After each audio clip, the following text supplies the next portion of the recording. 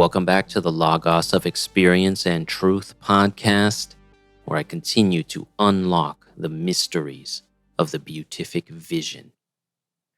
Now, if you clicked on this podcast due to the title, Did Meditation in the West Come from Eastern Religions? I want to make sure to state at the onset that I'm not going to be giving a massive history here about meditation. Or to be more specific, I'm not going to give what is generally called a theosophical position on the history of meditation and or religion in the West, or I can't remember the exact name for what the theosophical writers give for the original religion. I can't remember what that is. There's a specific term for it, but off the top of my head, I can't remember exactly what that is. But their theory is that there was an original religion and that broke apart and went to all the various cultures in Europe and Asia, and that's where the various religious ideas come from, why they have this sort of commonality within them all. I'm not going to be giving that. I'm not going to be saying, one or the other when it comes to that. All I'm really talking about is my experience with meditation and how that relates to this type of question. Because I have at least looked into the history of that from my own point of view, from an American point of view, but it's somewhat interesting, and I'm only speaking on this because I'm wondering and I'm anticipating that there's probably other Christians and or Catholics that might be listening to this that have this same question as well. Because the way meditation is presented, or at least how it was presented to me as a child, is that it comes from Eastern religions. Meditation is an Eastern religion thing. It's an Eastern religion practice. When I say Eastern religion, I mean like Hinduism or Buddhism.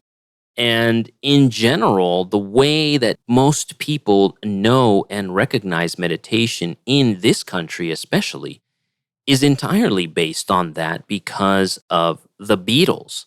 It was actually the Beatles who made Eastern Hindu-type religious meditation mainstream. And that's actually when you get that burst of New Age-type teachings, because even though there were the gurus, there were Hindus here that were teaching their various forms of meditation, it was once the American people took that and began to craft that into their own thing when you start to get the actual New Age stuff that arose from this initial mainstream showing of meditation and that the Beatles meditated. So in a way, yeah, meditation did come from the Eastern religions here in America in the manner in which that we know and see it, but meditation itself is not solely an Eastern religion thing. Now, as a Christian growing up, when I differentiate Christian or Catholicism in general, I'm kind of referring more towards my youth, Christian. Even though I had family as a Hispanic, most of my family was Catholic. I can't say they were all practicing Catholic. And then in my specific family, they had fallen away from the church and they were Protestant. So I grew up going to an Episcopal church. And there was nothing about meditation. Prayer, yes, but not meditation. It wasn't until I had had my near-death experience and began to question this. So I've been somewhat negative in different things I've spoken of to the New Agers, but to their credit, to the benefit, they're talking about meditation. I mean, I probably wouldn't have learned about meditation if I hadn't come across some of that New Age stuff. So they definitely spread that practice out there. But as a Christian, as somebody who identified as a Christian and who was searching, seeking Christ, not knowing about the Christian history with meditation at that time frame was quite an eye-opener when I did come across it, when I did finally learn it, because it is deep. Its legs go way in the past, and I've already spoken about monasticism out in the desert or the desert fathers. Well, what else were they doing out there in a little cave meditating? I mean, that's how far back meditation and especially contemplative prayer goes. So I've explained that before, but in the context of this, I'll explain it again. The difference between meditation And contemplative prayer, especially if you are in the West, a Christian and or a Catholic, or if you've come across the concept and the practice of centering prayer, which is somewhat Catholic, somewhat not. I think other groups have kind of taken it and used it as a form of bringing meditation into whatever their denomination is. But meditation in the Catholic monastic sense would be thinking about some prayer or saying or theological concept or something of that order. And you're still pretty much in the same stance, right? You're still sitting, you're still eyes closed, you're still praying, you could still be doing all the same things that we traditionally think of meditation. But you're thinking about these things. You're trying to grasp the knowledge of whatever it is you're trying to grasp, whatever concept you're trying to understand. Obviously, a scientist can meditate, for instance, right? If they're meditating on understanding some scientific principle, right? That is meditation. That is the Christian sense of meditation. But then the contemplative prayer is similar, different, and the goal. If I give the physical expression of what contemplative prayer is, this would be Eucharistic adoration in the Catholic Church. I don't know if they do that in Eastern Orthodox. I probably should know. I'm sure they do. This is where the chapel is kept open. The host is in the, I always forget the name of that thing that they put. I think it's called a monstrance. I can't remember what it's called. And you go into the little chapel, they have this sitting out there. And since obviously, as I've mentioned before, and if you're not Catholic, we do believe that the presence of Christ is in the Eucharist. And so it's called Eucharistic Adoration. You sit there and you're basically praying and adoring Christ in the Eucharist. It's prayer, it's a meditation. All your focus is on this.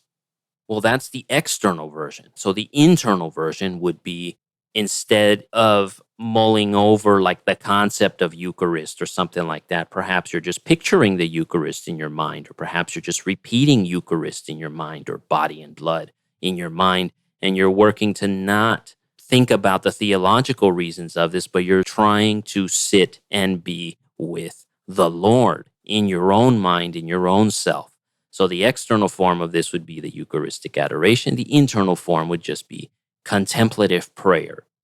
Now, what's interesting as well with this is that Jesus himself did teach the two different forms of prayer.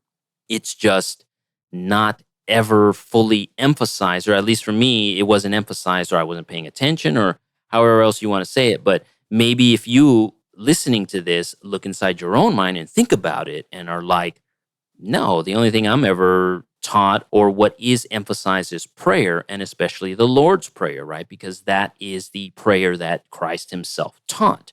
His apostles asked, how do I pray? And he said, this is how you pray. But what is typically left out is the other part of how do I pray? How do you pray when he was asked? And not only that, but also how he demonstrated prayer.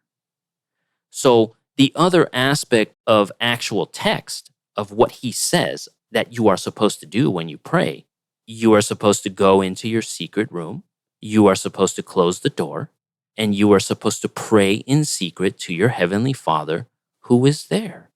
That is contemplative prayer. That is Eucharistic adoration prayer inside of your mind and heart. He teaches the internal way, and then he also taught the external, vocal, prayerful way with the Lord's Prayer. But the emphasis, at least as it was for me, I don't know about you, but for me, the emphasis is always the Lord's Prayer. Even when these scriptures are read, the emphasis is on the Lord's Prayer, not on this closing the door and praying in secret, because that is essentially the form of prayer that Christ is teaching right there. What in the East would be called meditation, but what in Christianity and Catholicism would be called contemplative prayer. That is contemplative prayer right there. And then the other example of this is also given in the Bible, in the contrasting of Martha and Mary. Martha as the active sister who is serving, who is asking questions, who is vocal, versus Mary, who is sitting quietly and adoring the Lord. Meditation, contemplative prayer.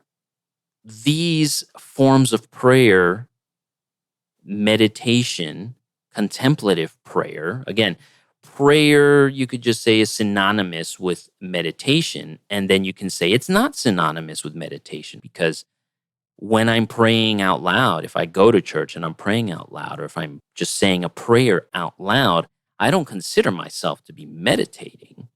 But then I can say the same prayer in my mind if I am quietly praying and contemplating the prayer itself. And I would consider that to be meditation in the same sense of meditation in the East as well. And I think the name in the East that they give for the same type of contemplative prayer meditation, right? To differentiate it would be something like a single pointed meditation or a single pointed guided meditation or something of that order, where you're focusing on a single image or a single word and you're trying your best to focus on that and not focus on anything else, and not focus on the fact that you're trying to not focus on anything else, because that would be focusing on something else that you're trying not to focus on. And you can see how difficult it is actually to do contemplative prayer. It is actually to do single pointed meditation. For those that think that meditation, the way it is presented and seen and shown in America, in media, is something that is not Christian, or something that does not exist in Christianity, or for those Christians that think that meditation isn't Christian and that it's something else, that it belongs to these other religions and they thus reject it. Just as I discovered the vast ocean of Christian meditation and contemplative prayer, hopefully I've been able to express that. I'm trying to give these practical reasons for any of this, for anything that is discussed in this podcast. And obviously, if meditation is one of the primary vehicles for following the narrow path and for experiencing the mysteries, then obviously there is a "why is this important?" episode soon to come for this. But I did want to ground you, the listener, in this in case you are unaware or you've never considered this or didn't experience this in your upbringing the way I did. Because the only thing I knew about meditation was that it was like a Buddhist or a Hindu thing. I had never seen that in Christianity. It was just prayer in Christianity, the form of prayer at church and nothing else. But there is vastly more than that. And I will leave you at that. Until next time.